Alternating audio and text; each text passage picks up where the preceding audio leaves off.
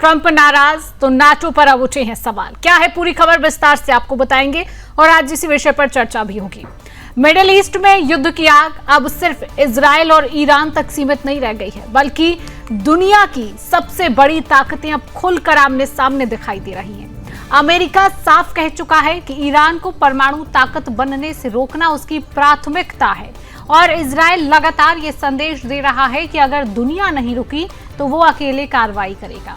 अब राष्ट्रपति Donald Trump का बयान बेहद बड़ा है। ट्रंप ने साफ कहा है कि ईरान के खिलाफ युद्ध के अलावा कोई विकल्प नहीं था, यानी अमेरिका अब डिप्लोमेसी से ज्यादा ताकत की भाषा में बात कर रहा है। दूसरी तरफ ईरान लगातार धमकियां दे रहा है और उसके पास अभी कई सीक्रेट हथियार बाकी है। सवाल यह है कि क्या तेहरान दुनिया को डराकर अपने परमाणु एजेंडे को आगे बढ़ाना चाहता है। सबसे दिलचस्प बात यह है कि अमेरिका और इजराइल के बीच भी रणनीति को लेकर मतभेद की खबरें हैं। अमेरिका सीज फायर चाहता है, लेकिन नेतन्याहू सरकार मानती है कि ईरान पर दबाव कम करना सबसे बड़ी भूल होगी। इजराइल का अब साफ कहना है कि जब तक ईरान की सैन्य और परमाणु क्षमता पूरी तरह खत्म नहीं होती है, तब तक खतरा बना रहेगा। उधर हॉर्मुज़ स्ट्रेट को लेकर नया तनाव खड़ा हो गया है। ईरान जहाजों से फीस वसूलने की तैयारी में है, जबकि अमेरिका ने इसे अंतर्राष्ट्रीय नियमों के खिलाफ बताया है। अगर ईरान ऐसा करता है तो पूरी दुनिया में तेल संकट और महंगाई बढ़ सकती है। ब्रेंट क्रूड पहले ही $105 के पार जा चुका है। इस बीच नाटो में भी दरार दिखाई देने लगी है। अमेरिकी विदेश मंत्री मार्को रूबियो ने खुलकर सवाल उठाया कि अगर नाटो देश अमेरिका को अपने बेस इस्तेमाल नहीं करने देंगे तो फिर ऐसे देशों का गठबंधन में क्या मतलब है। यानी अब ये जंग सिर्फ मिसाइलों की नहीं, बल्कि ग्लोबल पावर पॉलिटिक्स की भी बनती जा रही है। इजराइल लगातार आक्रामक मोड में है और उसका संदेश साफ है, अगर खतरा मौजूद है तो हमला भी जारी रहेगा। सवाल अब सिर्फ युद्ध का नहीं, बल्कि आने वाले वैश्विक शक्ति संतुलन का है। तो अब बड़े सवाल खड़े हो रहे हैं। क्या इजराइल का ईरान पर आक्रामक रुख सही और जरूरी है? क्या अमेरिका मिडिल ईस्ट में खुली सैन्य लड़ाई की तरफ बढ़ रहा है? हॉर्मुज़ स्ट्रेट पर ईरान की सख्ती क्या वैश्विक आर्थिक युद्ध की शुरुआत है? क्या नाटो देशों का कमजोर समर्थन अमेरिका यूरोप रिश्तों में दरार दिखाता है? क्या ईरान को रोकने के लिए सिर्फ सैन्य कार्रवाई ही आखिरी रास्ता बचा है?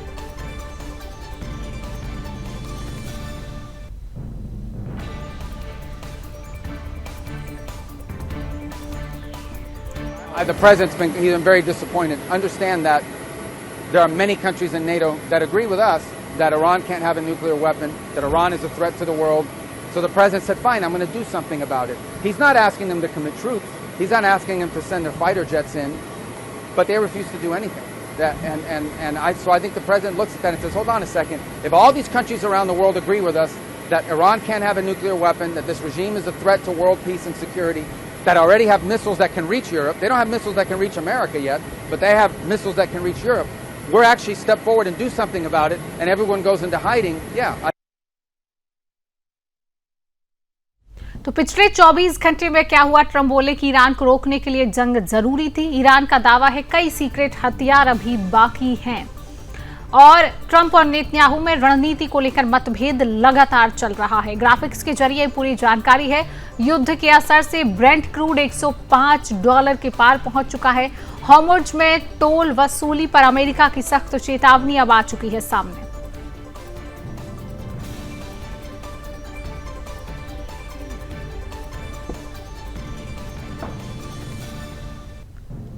तो राष्ट्रपति ट्रंप नाटो देशों के रवैये से पूरी तरह से नाराज नजर आ रहे हैं। जिस तरीके की तस्वीरें आप टीवी स्क्रीन पर देख रहे हैं,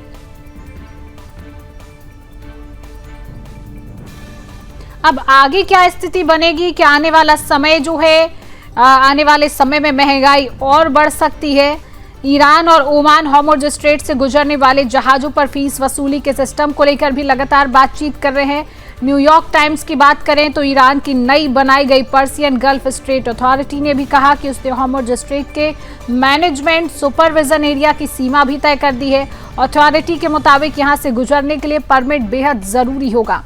फरवरी में भी अमेरिकी और इजरायली हमलों के बाद ईरान ने हॉर्मुज़ स्ट्रेट में कमर्शियल ट्रैफिक लगभग रोक दिया था। इससे अंतर्राष्ट्रीय शिपिंग प्रभावित हुई, ऊर्जा कीमतों में तेजी आई। इसके बाद ईरानी अधिकारियों ने इस जलमार्ग से राजस्व जुटाने के विकल्पों पर चर्चा शुरू की है। अमेरिकी राष्ट्रपति डोनाल्ड ट्रंप ने कहा कि हॉर्मुज़ स्ट्रेट अंतर्राष्ट्रीय जलमार्ग है, यहां किसी तरह का टोल नहीं होना चाहिए। विदेश मंत्री मार्को रूबियो ने भी इसका विरोध किया है। दुनिया के करीब 20% समुद्री तेल, प्राकृतिक गैस की सप्लाई हॉर्मुज़ स्ट्रेट से गुजरती है। ऐसे में यहां किसी भी तरह के शुल्क या प्रतिबंध का असर वैश्विक ऊर्जा बाजार और शिपिंग पर पड़ सकता है।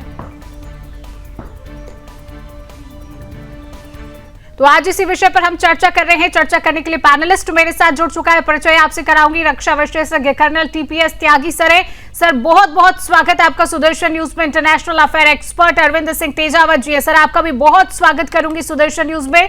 चर्चा की शुरुआत टीपीएस सर आपसे ही करूंगी। सर स्थिति बहुत स्पष्ट तरीके से नजर आ रही है, सारी ताकतें अब ईरान को लेकर खड़ी हो चुकी हैं। क्या लग रहा है, पहले से ही ये अमेरिका की तरफ से बात सामने आ रही थी कि परमाणु हथियार ईरान को नहीं बनाने देंगे और उसी बात पर अभी भी अमेरिका लगातार अड़िग है, लेकिन इजराइल भी यहां पर यह कह रहा है कि इजराइल भी ईरान पर हमला कर सकता है, इजराइल को कोई नहीं रोक सकता। अब सर क्या स्थिति स्पष्ट नजर आ रही है? तेल संकट की बात करें तो ये बात है कि आने वाले समय में संकट गहरा सकता है, आने वाले समय में महंगाई और बढ़ सकती है। अब और दुनिया को कितना संकट झेलना पड़ेगा सर? देखिए, दुनिया तो ऑलरेडी संकट झेल रही है। बिल्कुल। और अगर आज की तारीख में स्ट्रेट ऑफ हॉर्मुज़ खुल भी जाए तो भी ऐसा नहीं है कि संकट खत्म हो गया। संकट काफी दिनों तक तो भी चलता रहेगा, और जितना ज्यादा ये और हॉर्मुज़ बंद होगा उतने ही दिन ज्यादा संकट और चलेगा। ये सिचुएशन क्रिएट हो गई है। अब ईरान ने Persian gulf state authority PGSA बना दिया है। किसने अधिकार दिया उसको ये बनाने का? उन्होंने कहा कि साहब जब तक आप यहाँ पे रजिस्टर नहीं कराएंगे, हमसे इजाजत नहीं लेंगे। कम से कम 40 पॉइंट उसमें पूछे गए हैं। हमें पूरी जानकारी नहीं देंगे कि आपके जहाज में क्या जा रहा है, कहाँ आया था, क्या डेस्टिनेशन है, और जब तक आप एक टैक्स नहीं देंगे जिसे सर्विस शुल्क कहा जाएगा, तब तक हम आपको जाने नहीं देंगे। यानी कि ये एक इंटरनेशनली स्वतंत्र फ्री नेविगेशन वाले नेचुरल एरिया के ऊपर पाबंदी लगाना है। क्या कोई इसे एक्सेप्ट करेगा? और अगर हम इसे एक्सेप्ट नहीं कर रहे तो इसका यह मतलब ना निकाला जाए कि हम अमेरिका के साथ हैं। हम ये चाहते हैं कि ये खुलना चाहिए। अब एक सवाल जो बार बार उठ के आ रहा है, पिछले दिनों हर टेलीविजन चैनल पे आ रहा है कि साहब वो अपना एनरिच्ड यूरेनियम देने के लिए तैयार नहीं है और अमेरिका कह रहा है कि हमको ये चाहिए। मैं एक बात पूछता हूँ, इतनी क्या बड़ी बात है उस यूरेनियम में? क्या ये सच नहीं है कि अमेरिका ने यूरोपियन कंट्रीज में 5 कंट्रीज के अंदर अपने 6 ऐसे बेसिस बनाए हुए हैं जहां उन्होंने अपने हथियार रखे हुए हैं, न्यूक्लियर हथियार। यानी कि जैसे इटली में उनके 70 टैक्टिकल न्यूक्लियर बम रखे हुए हैं, टर्की में 20, जर्मनी में 20, बेल्जियम में 20, नीदरलैंड में 20। ऐसे ही रशिया ने भी रखे हुए हैं बेलारूस में। और वो जो हथियार है, वो जो होस्ट कंट्री है, यानी कि जिस देश में वो हथियार रखे हुए हैं उसी देश के एयरक्राफ्ट से उनको या आईसीबीएम से उनको लॉन्च किया जा सकता है। बस सिर्फ ये है कि कंट्रोल देने वाली कंट्री के पास है, यानी कि अमेरिका के पास है। तो जब कोई इमरजेंसी आएगी तो वो कंट्रोल भी दिया जा सकता है। अब मैं एक बात बोल रहा हूँ कि अगर रशिया और चाइना ईरान के साथ हैं तो कोई सिचुएशन आने पे वो भी उन्हें दे सकते हैं। अब यहाँ सवाल ये उठेगा कि साहब एनपीटी यानी कि nuclear non proliferation treaty, NPT के अंदर ये लिखा हुआ है कि जो कंट्री अपने न्यूक्लियर हथियार को किसी दूसरी कंट्री में शिफ्ट नहीं कर सकती। तो सवाल उठेगा अमेरिका ने कैसे कर दिए? तो जवाब मिला कि अमेरिका ने इसलिए कर दिए क्योंकि एनपीटी बाद में बनी, नेटो पहले बना और नेटो के अंदर ये तय हो गया था कि कि हम अपने न्यूक्लियर हथियार 5-6 कंट्री में रखेंगे। अब आज की तारीख में जो नॉर्थ कोरिया है, नॉर्थ कोरिया एनपीटी में था, लेकिन वो एनपीटी से बाहर निकल गया। ईरान भी ये कह रहा है कि मैं भी एनपीटी से बाहर निकलना चाहता हूँ। अब मान लीजिए अगर ये दोनों कंट्री एनपीटी से बाहर निकल जाए और नॉर्थ कोरिया अपना न्यूक्लियर वेपन ईरान में रख दे और फिर ये साथ हैं, एक दूसरे के साथ दोस्ती में है, तो वो जो 450 यूरेनियम है, जिसका तो अभी एटम बम बना भी नहीं है और वो अभी 90% तक एनरिच्ड भी नहीं है, शायद इतने उनके पास अब सेंट्रीफ्यूज भी नहीं होंगे, उसके लिए इतनी मारामारी क्यों है?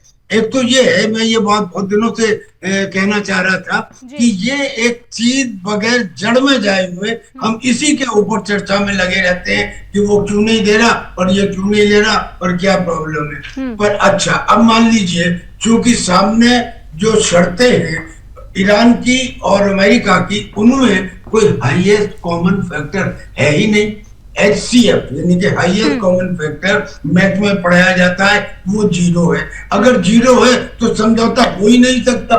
जब समझौता हो ही नहीं सकता तो युद्ध के अलावा दूसरा कोई विकल्प ही नहीं है, और जब दूसरा कोई विकल्प ही नहीं है तो अब सवाल ये उठता है कि युद्ध कब होगा। ये तो तय हो गया कि युद्ध होगा, और युद्ध तय हो गया, इसके मैं दो पॉइंट बताना चाहता हूँ। पहला तो ये कि इजराइल ने पिछली बार भी अटैक किया था, लेकिन पिछली बार उसने इराक में अपना टेम्परेरी एयरफील्ड नहीं बनाया था। इस बार वो मिड एयर में रिफ्यूलिंग ना करनी पड़े, इसलिए इराक में नया एयरफील्ड बना रहा है। और अमेरिका ने तय कर लिया, इसलिए उसने अपने F-35 जो एयरक्राफ्ट है उसमें एक एडिशनल फ्यूल टैंक दे दिया।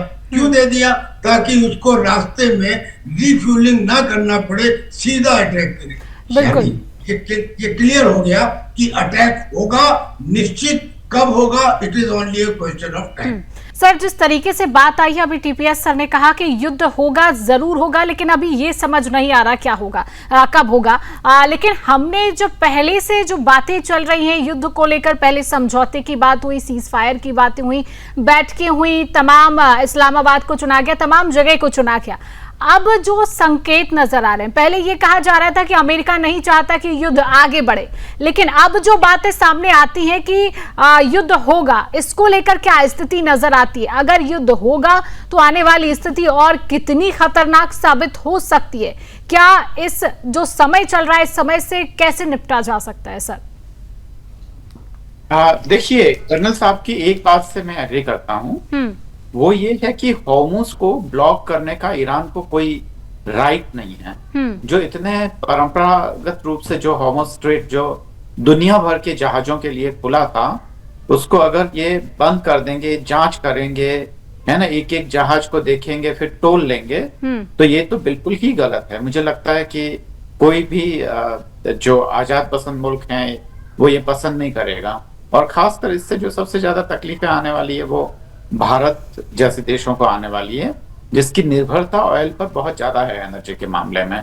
और कर्नल साहब ने यह भी बिल्कुल ठीक कहा है कि लड़ाई तो होगी, कब होगी ये एक अलग मामला है, क्योंकि अमेरिका की जो प्लानिंग है और जो चीजों को देखते हुए और जिस तरीके से वहां पे जमावड़ा है, उस जमावड़े को भी देखते हुए ऐसा लगता है कि लड़ाई जरूर होगी। अभी फिलहाल इसलिए नहीं हो रही है, एक तो जो अमेरिकन कांग्रेस है उसने युद्ध को अवैध घोषित कर दिया है, और एक दूसरा ये है कि कांग्रेस ने ये बोला है कि बिना अनुमति के आपको युद्ध करना नहीं चाहिए था। तो अभी प्रेसिडेंट ट्रंप रुके हुए हैं।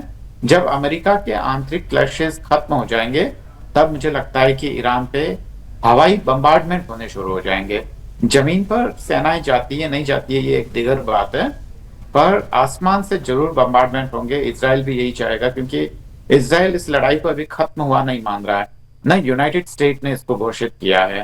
पर ऐसी हालत में अमेरिका वहां पे लड़ाई नहीं करना चाहता है कि उसे इस बार जैसे उसे बीच में छोड़कर लौटना पड़ा बिना कुछ अपने जो डिक्लेयर्ड टारगेट्स थे उनको अचीव किए बगैर, तो वो नहीं चाहेगा। भारत के लिए आपने जैसा कि पूछा कि क्या होने वाला है, समस्या कितनी गंभीर है, वाकई बेहद गंभीर तो है ही। अगर विशेषज्ञों का आकलन लें तो हमारे यहाँ पे जो ऑयल प्राइसेस है वो बढ़ेंगे, तो उसका असर तो हर जगह पे आएगा। मतलब हर जो हमारे जीडीपी पे तो असर पड़ेगा ही, और जहां से प्रोडक्शन होता है तो वहां पे हर कोई भी शायद ही कोई ऐसा सेक्टर होगा, जैसे कि हॉस्पिटलिटी या हॉस्पिटलिटी से लेके प्रोडक्शन, ऑयल, हर एविएशन, मुझे नहीं लगता कि कोई भी फार्मिंग, सब कुछ हर एक सेक्टर मुझे लगता है कि इससे प्रभावित होगा, और उसका असर भारत के डेवलपमेंट पे पड़ेगा, क्योंकि भारत की जो डिपेंडेबिलिटी है वो इस हाइड्रोकार्बन वाले एनर्जी सोर्स, जिसको हम पेट्रोलियम बोलते हैं, उस पे ज्यादा है। और चीन की तरह हम नहीं है कि 50-50 है कि आधा पेट्रोलियम और आधा जो अपरंपरागत जो एनर्जी सोर्सेज हैं उसके जरिए चीन अपना वो करता है।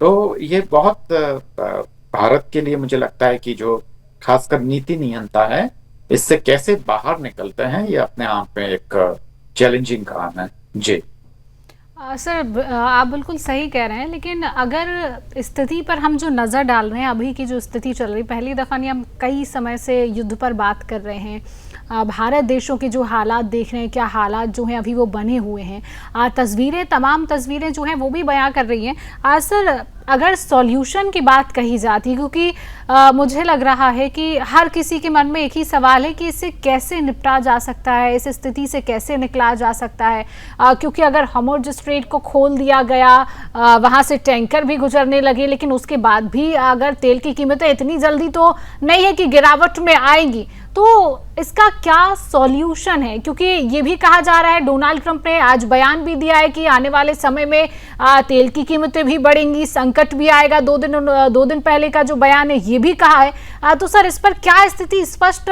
नजर आ रही है? क्योंकि मुझे लग रहा है ये सवाल बहुत लोगों के मन में है। सर, जो मैंने पहले जी सर, जो पहले मैंने सवाल किया था वही है सर कि स्थिति क्या है, क्योंकि मुझे लग रहा है सभी के मन में ये सवाल है कि आने वाला समय क्या और कैसा हो सकता है। अच्छा, क्या कोई ऐसी समस्या है जो आदमी से बड़ी हो? शिवांगी जी, आपके प्रतिष्ठित चैनल पर मैं ये कहना चाहता हूँ कि दुनिया में कोई ऐसी समस्या नहीं है जिसका समाधान ना हो। बिल्कुल। इस समस्या का भी सिंपल समाधान है, बड़ा सिंपल समाधान है, और जटिल समस्याओं के अक्सर सिंपल समाधान होते हैं। और सिंपल समाधान क्या है? साथी हाथ बढ़ाना, मिलके काम करना। अब एक सवाल जो नेचुरल आपके दिमाग में आता है कि स्ट्रेट ऑफ हॉर्मुज़ के बंद होने से नुकसान किसको है? क्या अमेरिका को नुकसान है? जी नहीं। क्या हिंदुस्तान को नुकसान है?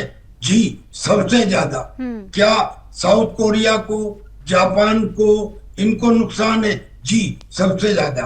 और क्या यूरोपियन कंट्रीज को नुकसान है? जी, सबसे ज्यादा। और इन सब में सबसे ज्यादा में जिसका सबसे ज्यादा है वो है हिंदुस्तान। अब मुझे ये बताओ कि क्या South Korea, Philippines, Pakistan, Hindustan, ये सब कंट्रीज और यूरोप के अंदर Britain, France, Germany, Italy, Netherlands, ये सब कंट्रीज, क्या इन सब को मिलके इस समस्या से छुटकारा पाने के लिए आगे नहीं आना चाहिए? और मजे की बात ये है कि ये कह रहे हैं कि नहीं साहब, हम तो नहीं आएंगे। अब इन्होंने कुछ समय पश्चात, जब बार बार डोनाल्ड ट्रंप ने कहा और जब स्ट्रेट ऑफ हॉर्मुज़ के बंद होने की आग का असर और उसकी तपिश इन तक भी पहुंचने लगी, तब इन्होंने कहा कि अब हम ज्वाइन करेंगे। और ब्रिटेन ने अपना एक माइन रिमूविंग शिप वहां पे भेजा, और फ्रांस ने अपना एक एयरक्राफ्ट कैरियर रेड सी में भेजा। ऐसे ही क्या हिंदुस्तान को नहीं आना चाहिए? अब हिंदुस्तान कोई मामूली देश नहीं रहा जी, 140 करोड़ का देश है, सबसे बड़ी डेमोक्रेसी है दुनिया में, और चौथे नंबर की इकोनॉमी है। हमारी ब्लू नेवी है, ब्लू वाटर नेवी है। इंडियन ओशन इंडिया के नाम से जाना जाता है। इंडियन ओशन के अंदर हमारा दबदबा है। क्या इंडियन नेवी को ऐसे में साथ नहीं देना चाहिए अमेरिका का स्ट्रेट ऑफ हॉर्मुज़ को खुलवाने के लिए? क्यों? क्योंकि सबसे ज्यादा हम प्रभावित हैं। हमारा 30% ऑयल, हमारा 40% LNG, हमारा 80% एलपीजी, हमारा 30% हीलियम। और अब तो ईरान धमकी दे रहा है कि स्ट्रेट ऑफ हॉर्मुज से जो गुजरने वाली ऑप्टिकल फाइबर्स हैं, केबल्स हैं, जिनमें ग्लोबल डेटा और फाइनेंस, इंटर बैंकिंग सिस्टम और जिसमें क्लाउड सर्विसेज ये सब शामिल हैं, बोले उनके ऊपर भी मैं कंपनीज के ऊपर टोल लगाऊंगा, उनसे उसके पैसे लूंगा। और इतना ही नहीं, उस एरिया के अंदर रिपेयर भी मैं करूंगा। और इतना ही नहीं, स्ट्रेट ऑफ हॉर्मुज का जो एरिया था, अब मैं उसे दोनों तरफ बढ़ाऊंगा, ताकि यूएई का जो फुजारो क्या है उसका नाम, बंदरगाह है, वो भी उस लिमिट में आ जाए। अब तक वो स्ट्रेट ऑफ हॉर्मुज के बाहर था। और ऐसे ही दूसरी तरफ पर्शियन गल्फ की तरफ भी बढ़ूंगा। क्या इन सब चीजों को बैठ के देखते रहे और ये कहते रहे कि हम तो डेमोक्रेसी, हम तो डायलॉग, हम तो डिस्कशन और इसी के ऊपर बात करते हैं? क्या जब सामने इतनी तकलीफ हो और सामने लोग बंदूक लेके खड़े हो, तो क्या हम गीता या रामायण का पाठ करते रहे? अब ये इसको अदरवाइज ना लिया जाए, ये ना लिया जाए कि हम हिंदुस्तान की पॉलिसी के खिलाफ हैं। तो सर ऐसे में हिंदुस्तान को क्या करना चाहिए?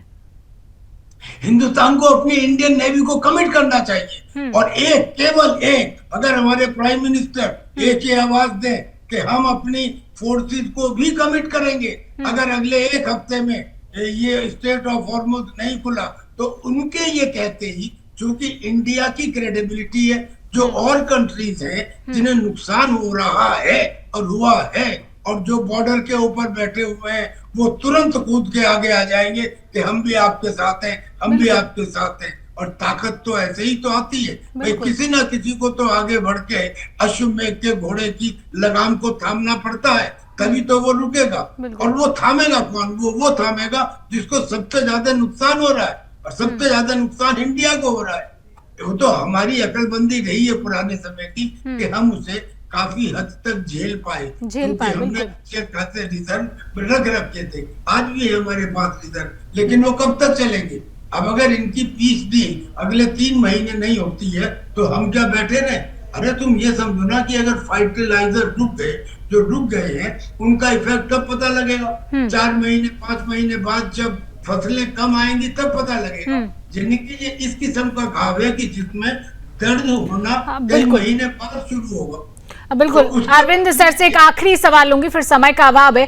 सर, जिस तरीके से कहा जा रहा है कि भारत को तैयार रहना चाहिए, सेनाओं को तैयार करना चाहिए, लेकिन अभी तक हमने जो देखा है कि तमाम तरीके से संबोधन में तमाम बातें कही गई, कहीं ना कहीं वो भी एक भारत के लिए तैयारी, हम इसको कह सकते हैं कि भारतवासियों को तैयार किया गया है कि तेल की कीमतों का, मतलब तेल का उपयोग जो है वो कम करें, विदेशी यात्राओं को कम करें, तो ये भी एक तैयारी है भारत के लिए?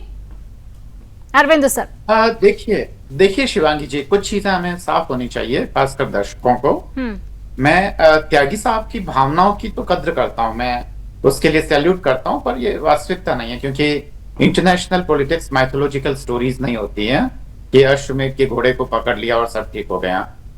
इसमें कुछ चीजें हैं जो हमें बहुत ही हार्श तरीके से हमें देखनी पड़ेगी कि क्या चीन को नुकसान नहीं हो रहा है और तमाम देशों को जो नुकसान हो रहा है। हालांकि इसमें जापान, ऑस्ट्रेलिया के लिए अमेरिका ने कुछ रास्ते निकालने की कोशिश की है, पर बात यह है कि भारत सारा का सारा रिस्क अपने कंधे पे क्यों ले, जब इतनी बड़ी बड़ी ताकतें रूस और चीन जैसी कुछ बोलने के लिए तैयार नहीं है। दूसरी बात यह कि क्या भारत को वेस्टर्न खेमे को ज्वाइन कर लेना चाहिए, जैसा कि त्यागी साहब बोल रहे हैं, तो ये भी भारत के लिए मुफीद नहीं है। कल को जब भारत को बहुत सारी चीजों की जरूरत पड़ेगी और वेस्टर्न के बाद में जो यूनाइटेड स्टेट ने जो हम पे जो टैरिफ लाद कर जो किया है, या जो अभी आप वेस्ट में गए थे और पीएम साहब के साथ जो वहां के लोगों ने, मैं शब्द का ख्याल करते हुए बोल रहा हूँ, वहां के एक जर्नलिस्ट ने जो बदतमीजी की, और वेस्टर्न ये सारे ये प्लान तरीके से होते हैं, ऐसा नहीं है कि ये सब कुछ ऐसे ही होते हैं। तो आप उस वेस्ट पे कितना रिलाई करेंगे? तो ऐसे में मित्र विहीन रहकर आप इस दुनिया की इंटरनेशनल पॉलिटिक्स को कितना कर पाएंगे? दूसरी बात ये कि हिंद महासागर भी शिवांगी जी बिल्कुल सर, आपने एकदम सही बिल्कुल कहा है एक बात कि भारत सारा बोझ अपने कंधों पर क्यों ले, क्योंकि और भी जो ताकतें हैं जब वो आगे नहीं बढ़ रही हैं, ये बात बहुत महत्वपूर्ण है और ये आपने बहुत सही कहा है। फिलहाल सर समय का अभाव है आज के लिए, आप दोनों मेरे साथ जुड़े, टीपीएस सर, अरविंद सर, आपने समय दिया इस विषय पर चर्चा की, आपका समय देने के लिए, मेरे साथ जुड़ने के लिए, चर्चा करने के लिए आप दोनों पैनलिस्ट का मेरे साथ बहुत बहुत धन्यवाद।